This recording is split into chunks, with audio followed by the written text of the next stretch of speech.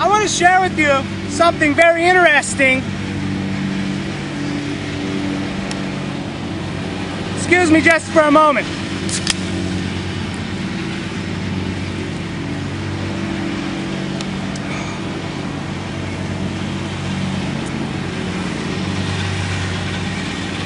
It's my theory of where the soda can may have come from. No, I mean, I'm kidding. I'm not gonna do that. No. Maybe some other time. Anyway, my name isn't Ray Comfort. Do not litter.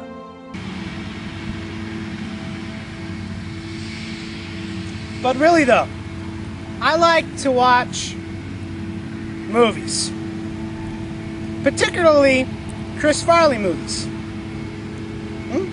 Okay, now what I also think are cool are the 80s Back to the Future kind of things. I'm sure you guys seen Back to the Future. What I think would be interesting would be if they kind of blended the two together. But at the same time, put a little spin on it. I'm thinking, okay, you got Chris Farley, and you got the Back to the Future machine. Now, so Farley, he goes to Bible times. That's the spin. You could picture Chris Farley over there, sitting on his boat with the disciples. And you know the gag. Yeah, need a little wind here. You know where I'm going with this? He's so fat that they don't have the wind doesn't even push the boat. I guess that's your theory. He says to the disciples, he says, gosh, I just wish we had, I'm so stupid, I'm an idiot. No, you're doing fine, Chris, you're doing fine. I'm here on the boat, you're doing fine. Oh, thanks, man. Just wish we had some wind, you know? Farley's like, shut up, Peter.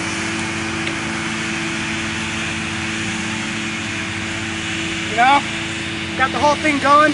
Honestly, I think if Chris traveled back in time and the disciples are there in that room, not knowing what happened exactly, they just know that Jesus was crucified. They know he said something about, you know, prophecies, but hey, they're blown out of their minds. You know what I think Chris would do? I think he'd try to cheer the guys up, you know? Become a motivational speaker. My name is Matt Farley, and you guys are probably saying to yourselves, hey, what are we gonna do now? We're in a scenario where, you know, the Son of God he's done some things that you're probably saying, hey, what am I supposed to do? And how can I get back on the right track? Well, as I see it, there's only one solution. And that is for me to, and then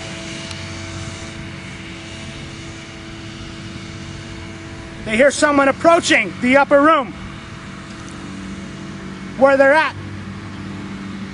Chris Farley, knowing it's probably going to be Jesus, he goes and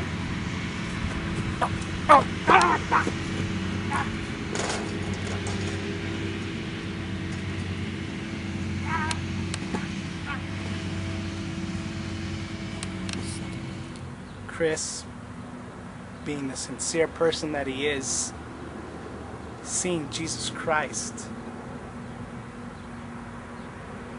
he trembles. I mean, he knows the state of his life and his heart. So he's like,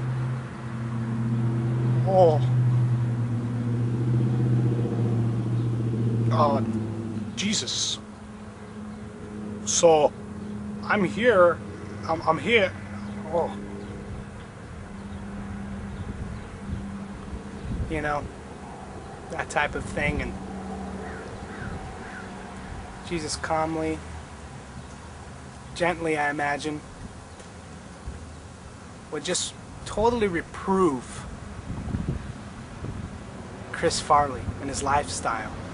Chris says, I was checking the specs of the end line on the rotary girder.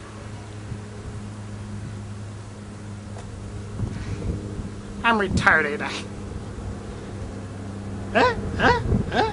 Did you see that movie?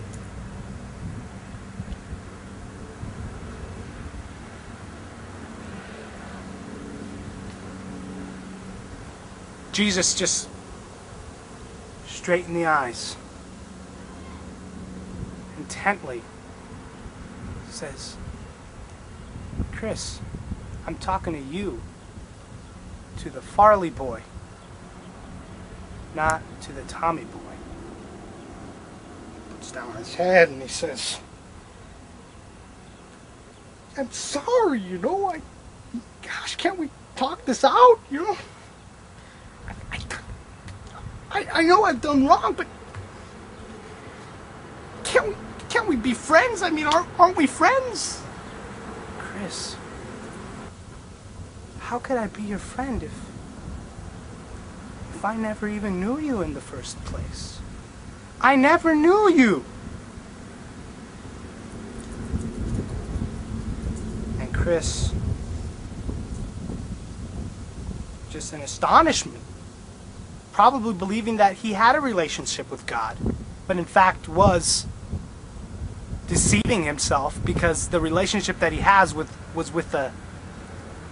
have been with an idol, a god basically that he made up in his own heart. That didn't mind all his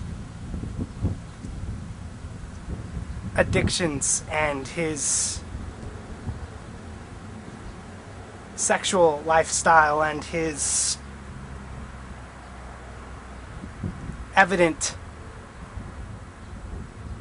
habits of blasphemy against his creator, saying things like God, letting it roll off his tongue as if it was nothing at all, saying Jesus Christ, saying his name, Jesus Christ's name. That's reviling against God. Imagine that. And so Christ challenges him to repent. Of course, Chris, being the guy that he is, doesn't want to let go of his beer, doesn't want to let go of that bottle, doesn't want to let go of that desire that he has in his heart to do that which is an offense towards God. And so he walks with his head down, not willing to give up his idols that he made for himself in his heart. He walks away with his head down.